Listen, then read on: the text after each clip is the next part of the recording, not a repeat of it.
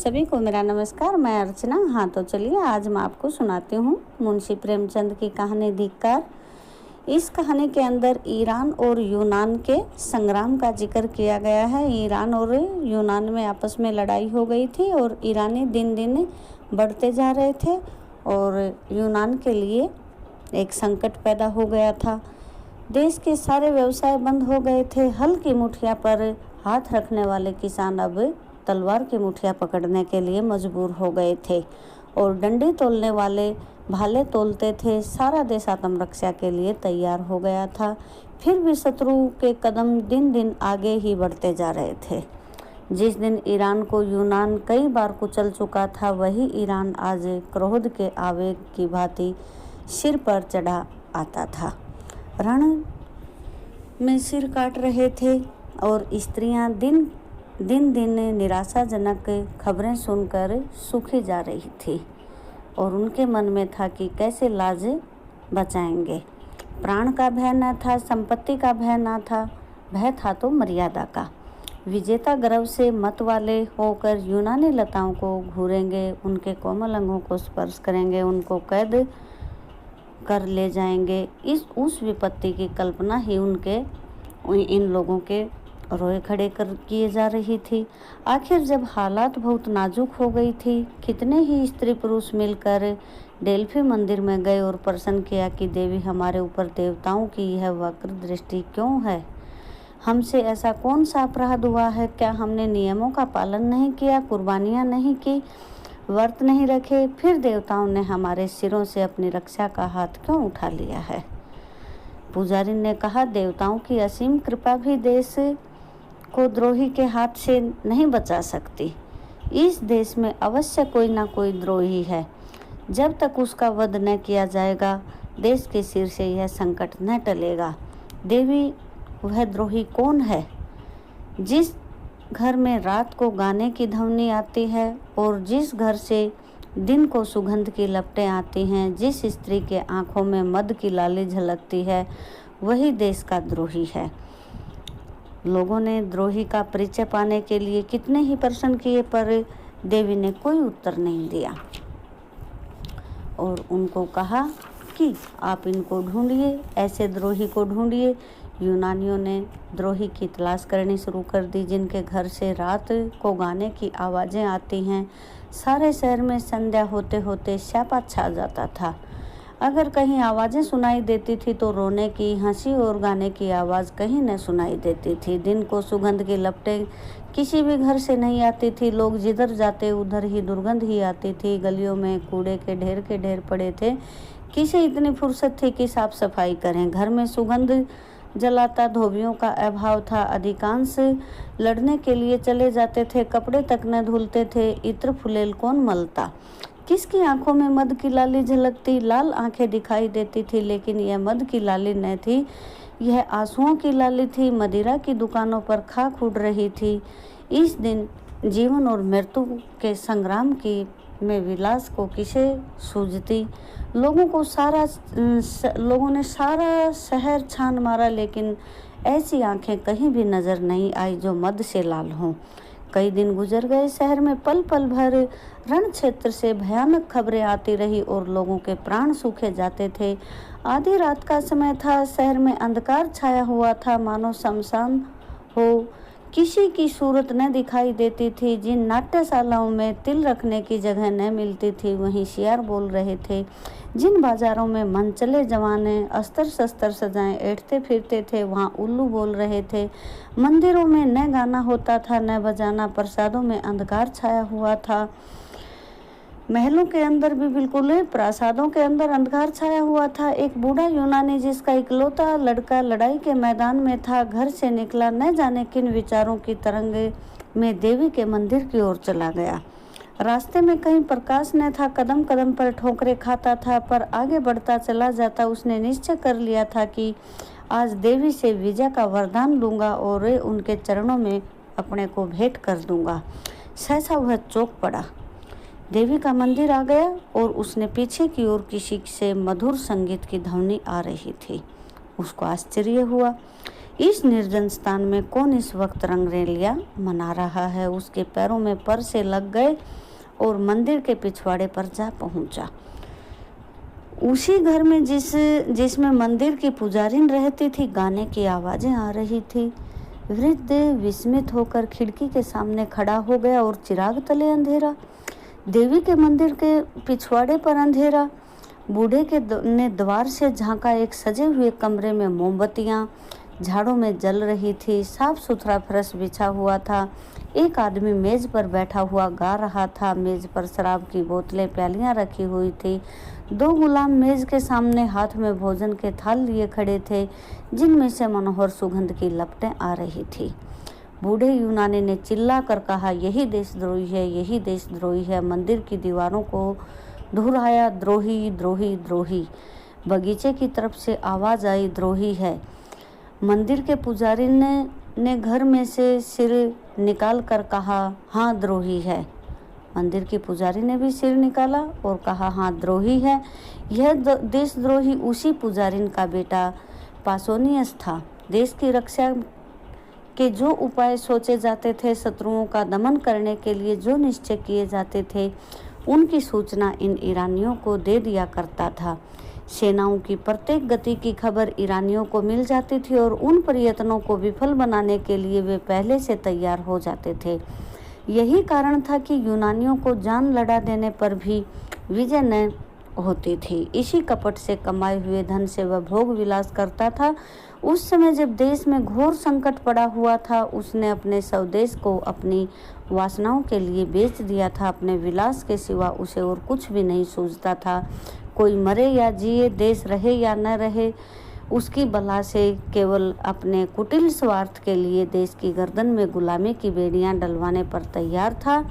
पुजारिन अपने बेटे के दुराचरण से अनभिज्ञ थी। वह अपनी अंधेरी कोठरी से बहुत कम निकलती थी, वहीं बैठी जप तप किया करती थी। परलोक चिंतन में उसे इहलोक की खबर न थी।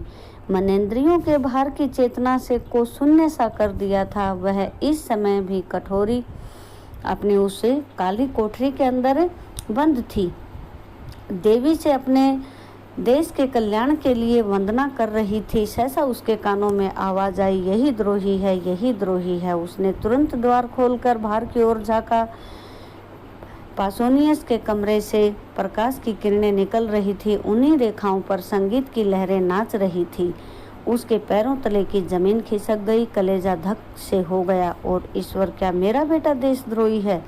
आप ही आप किसी अंत प्रेरणा से प्राभूत हो वह चिल्ला उठी, हाँ यहाँ देशद्रोही है। यूनानी स्त्री पुरुष झुंड के झुंड उमड़ पड़े और पोसानियस के द्वार पर खड़े होकर चिल्लाने लगे, यही देशद्रोही है। पासोनियस के कमरे में रोशनी ठंडी हो गई और संगीत भी बंद था, लेकिन द्वार पर प्रतिक्षण नगरवासियों का समूह बढ़ता जाता था और रह रहकर शस्त्रों के कंठों से ध्वनियाँ निकलती थी, यही देशद्रोही है। लोगों ने मसाले जलाई और अपने लाठी डंडे संभालकर मकान में घुस गए। कोई कहता है कि सिर उतार लो, कोई कहता है देवी के चरणों पर बलिदान कर दो। कुछ लोग उसे कोठे से नीचे गिरा देने का आग्रह दे रहे थे। पासोनियस समझ गया था कि अब मुसीबत की घड़ी सिर पर आ गई है। तुरंत जीने से उतर कर नीचे की ओर भागा और कहीं शरण की आस न देखकर वह देवी के मंदिर में जा घुसा।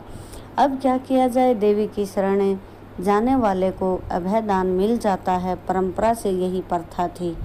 मंदिर में किसी की हत्या करना महापाप था, लेकिन देशद्रोही को इतने सस्ते कौन छोड़ेगा? भांति भांति के प्रस्ताव होने लगे।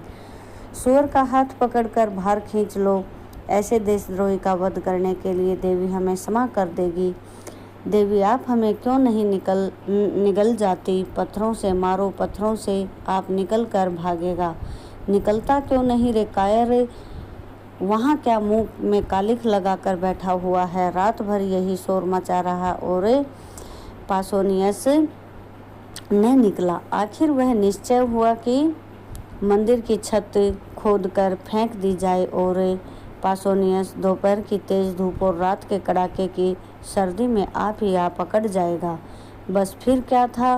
आन की आन लोगों ने मंदिर की छत पर और कलश ढा दिए। अभागा पासोनियस दिन भर तेज धूप में खड़ा रहा और उसे जोर की प्यास लगी, लेकिन पानी कहाँ, भूख लगी, खाना कहाँ। सारी जमीन तवे की भांति जलने लगी, लेकिन छाह कहाँ। इतना कष्ट उसे जीवन भर में न हुआ था। मछली की भांति तड़पता था, चिल्ला चिल्ला कर लोगों को पुकारता था, मगर वहाँ कोई उसकी पुकार सुनने वाला न था। बार बार कस्में खाता था कि अब वह फिर मुझसे ऐसा अपराध न होगा, लेकिन कोई उसके निकट न आता। बार बार चाहता कि दीवार से टकराकर प्राण दे दे, लेकिन आशा रोक देती कि शायद लोगों को मुझ पर दया आ जाए। वह पागलों की तरह जोर जोर से कहने लगा, मुझे मार डालो, मार डालो, एक क्षण में प्राण ले लो, इस भांति जला जला कर मत मारो। ओ हत्यारों, तुमको जरा भी दया नहीं। दिन बीता और रात भयंकर आई। उस तारागण रात के अंदर मानो तारे ऐसे चमक रहे थे जैसे उसकी विपत्ति पर हंस रहे हों। ज्यों-ज्यों रात भीगती थी, देवी विकराल रूप धारण करती जाती थी। कभी वह उसकी ओर मुंह खोल कर लपकती, कभी उसे जलती हुई आंखों से देखती। उधर क्षण क्षण सर्दी बढ़ती जाती थी। पासोनियस के हाथ पैर अकड़ने लगे, कलेजा कांपने लगा, घुटनों में सिर रखकर बैठ गया और अपनी किस्मत के रोने रोने लगा। कुर्ते को खींचकर कभी पैरों को छिपाता, कभी हाथों को, यहाँ तक कि इस खींचातानी में कुर्ता भी फट गया। आधी रात जाते जाते बर्फ गिरने लगी। दोपहर को उसने सोचा, गर्मी की ही जो है वो सबसे कष्टदायक होती है। इस ठंड के सामने उसे गर्मी की तकलीफ भी वो भूल गया था। आखिर शरीर में गर्मी लाने के लिए एक हिकमत सूझी। वह मंदिर में इधर उधर दौड़ने लगा, लेकिन विलासी जीव था, जरा देर में हाँफ कर गिर पड़ा। प्रातःकाल लोगों ने किवाड़ खोले तो पासोनियस को भूमि पर पड़े देख मालूम होता था कि उसका शरीर अकड़ गया है, और बहुत चीखने चिल्लाने पर उसने आंखें खोली, पर जगह से हिल न सका। कितनी दयनीय दशा थी, किंतु किसी को उस पर दया न आई। यूनान में देशद्रोह सबसे बड़ा अपराध था। द्रोही के लिए कहीं क्षमा न थी, कहीं दया न थी। एक अभी मरा नहीं था, दूसरा द्रोहियों को मौत नहीं आती थी, तीसरा पड़ा रहने दो, मर जाएगा, चौथा बोला मक्र किए हुए है, पांचवा अपने किए की सजा पा चुका है, अब छोड़ देना चाहिए। सहसा पासोनियस उठ बैठा और उद्दंड भाव से बोला, कौन कहता है कि इसे छोड़ देना चाहिए? नहीं, मुझे मत छोड़ना, वरना पछताओगे। मैं स्वार्थी हूँ, विषय भोगी हूँ, मुझ पर भूल कर भी विश्वास न करना। आह, मेरे कारण तुम लोगों को क्या क्या झेलना पड़ा, इसे सोचकर मेरा जी चाहता है कि अपनी इंद्रियों को जलाकर भस्म कर दूं। मैं अगर 100 जन्म लेकर भी इस पाप का प्रायश्चित करूं तो मेरा उद्धार न होगा। तुम भूल कर भी मेरा विश्वास न करो। मुझे स्वयं अपने ऊपर विश्वास नहीं है। विलास के प्रेमी सत्य का पालन नहीं कर सकते। मैं अब भी आपकी कुछ सेवा कर सकता हूँ।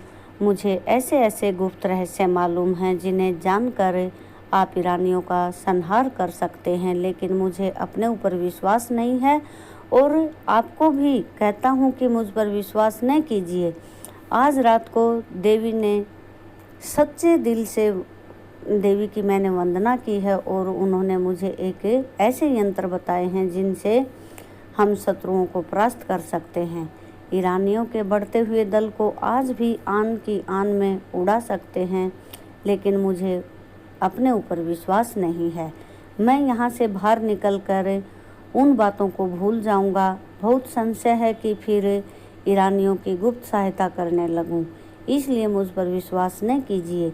एक यूनानी देखो देखो क्या कहता है, दूसरा सच्चा आदमी मालूम होता है, तीसरा अपने अपराधों को आप स्वीकार कर रहा है, चौथा इसे क्षमा कर देना चाहिए, यह सब बातें पूछ लेनी चाहिए, पांचवा देखो यह नहीं कहता कि मुझे छोड़ दो, हमको बार बार याद दिलाता है कि मुझ पर विश्वास न करो, छठा, रात भर के कष्ट ने होश ठंडे कर दिए हैं, अब आंखें खुली हैं। पासोनियस, क्या तुम लोग मुझे छोड़ने की बातचीत कर रहे हो? मैं फिर कहता हूँ कि मैं विश्वास के योग्य नहीं हूँ, मैं देशद्रोही हूँ। मुझे ईरानियों से बहुत से भेद मालूम हैं। एक बार उनकी सेना में पहुँच जाऊँ तो उनका मित्र बनकर सर्वनाश कर दूँ, पर मुझे अपने ऊपर विश्वास नहीं। एक यूनानी धोखेबाज इतनी सच्ची बात नहीं कह सकता। दूसरा, पहले स्वार्थांध हो गया था, अब आंखें खुली हैं। तीसरा, देशद्रोही भी अपने मतलब की बातें मालूम कर लेने में कोई हानि नहीं। चौथा, देवी की प्रेरणा से इसकी कार्यापलट हुई है। पांचवा, पापियों में भी आत्मा का प्रकाश रहता है और कष्ट पाकर जागृत हो जाता है। यह समझना जिसके एक बार पाप किया है वह फिर पुण्य कर नहीं सकता, मानव चरित्र के एक प्रधान तत्व का अपवाद करना है। छठा, आदमी कहता है कि हम इसको यहाँ से गाते बजाते ले चलेंगे। जनसमूह को चकमा देना कितना आसान है। जनसत्तावाद का सबसे निर्मल अंग यही है। जनता तो नेक और बद की तमीज़ नहीं रखती, उस पर धूर्तों और रंगे सियारों का जादू आसानी से चढ़ जाता है। अभी एक दिन पहले जिस पासोनियस की गर्दन पर तलवार चलाई जा रही थी, उसी को जुलूस के साथ मंदिर से निकालने की तैयारियां होने लगी। लेकिन क्योंकि वह धूर्त था, जनता की कील क्यों कर घुमाई जा सकती है। एक स्त्री गाने बजाने वालों को बुलाओ, पासोनियस शरीफ है। दूसरी, हाँ, पहले चलकर उससे क्षमा मांगो, हमने उसके साथ ज़रूरत से ज़्यादा सख्ती की। पासोनियस, आप लोगों ने पूछा होता तो मैं कल सारी बातें बता देता, तब आपको मालूम होता कि मुझे मार डालना उचित है या जिंदा रखना। कई स्त्री पुरुष हाय हाय हमसे बड़ी भूल हुई, हमारे सच्चे। पासोनियस, सहसा एक वृद्ध स्त्री किसी तरफ से दौड़ी हुई आई और मंदिर के सबसे ऊंचे जीने पर खड़ी होकर बोली, तुम लोगों को क्या हो गया है? यूनान के बेटे आज इतने ज्ञान शून्य हो गए हैं कि झूठे और सच्चे में विवेक नहीं कर सकते। तुम पासोनियस पर विश्वास करते हो, जिस पासोनियस ने सैकड़ों स्त्रियों और बालकों को अनाथ कर दिया, सैकड़ों घरों में कोई दिया जलाने वाला न छोड़ा, हमारे देवताओं का, हमारे पुरुषों का घोर अपमान किया। उसकी 2-4 चिकनी चुपड़ी बातों पर तुम इतने फूल उठे। याद रखो, अब पासोनियस बाहर निकला तो तुम्हारे लिए कुशल नहीं होगा। यूनान पर ईरान का राज्य होगा। यूनानी ललनाएं ईरानियों की कुदृष्टि का शिकार बनेंगी और देवी की आज्ञा है कि पासोनियस फिर बाहर न निकल पाए। अगर तुम्हें अपना देश प्यारा है, अपने पुरुषों का नाम प्यारा है, अपनी माताओं और बहुओं की आबरू प्यारी है, तो मंदिर के द्वार को चुन दो और जिससे देशद्रोही को फिर बाहर निकलने और तुम लोगों को बहकाने का मौका न मिले। यह देखो, पहला पत्थर मैं अपने हाथों से मारती हूँ। लोगों ने विस्मित होकर देखा। यह मंदिर की पुजारिन और पासोनियस की माता थी। दम के दम में पत्थरों के ढेर लग गए और मंदिर का द्वार चिन दिया गया। पासोनियस भीतर दांत पीसता रह गया। वीर माता, तुम धन्य हो। ऐसी ही माताओं से देश का मुख उज्जवल होता है। जो देश हित के सामने मातृ स्नेह को भूलकर, उसकी परवाह न करके, उसने अपने ही देशद्रोही बेटे को मरवा दिया। और पुत्र देश के लिए होते हैं, देश पुत्र के लिए नहीं होता। ऐसा कहते हुए उसने अपने बेटे का जीवन दान कर दिया, क्योंकि उसको पता था कि उसका बेटा देशद्रोही है। तो ऐसी माताओं का हम नमन करते हैं कि जो अपनी मातृ स्नेह को भूलकर देश के प्रति अपने आप को समर्पित करती हैं। धन्यवाद।